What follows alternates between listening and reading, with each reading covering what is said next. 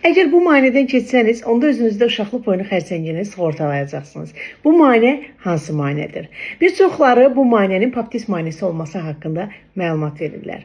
Lakin uşaqlıq boynu xərçənginin qarşısını almaq üçün əsas müayinə HPV genotip analizidir. Nəyə görə HPV genotip analizidir? Çünki HPV virusu uşaqlıq boynu xərçənginin 99,7% ehtimalla səbəbidir.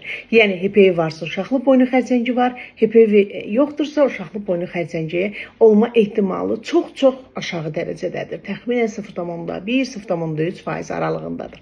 Ona görə də əziz xanımlar, əgər sizlər də özünüzdə gələcəkdə uşaqlıq boynu xərçəngi olması ehtimalını önləmək istəyirsinizsə, o zaman HPV genotiplənmə analizini verin. Təbii ki, paptis analizi də vacib analizlərdən biridir, lakin əsas müayinəmiz məhz HPV genotiplənmə analizidir. HPV genotiplənmə analizi pozitiv olduğu halda isə əlbəttə ki, kolposkopiya müayinəsinə mütləq göstəriş verilir və bununla da uşaqlıq boyundakı hər hansı bir patoloji durum təyin olunur və vaxtında patoloji durum qarşısını alır ki, uşaqlıq boynu xərçənginə çevrilməsin. Hər birinizə sağlamlıq arzu edirəm.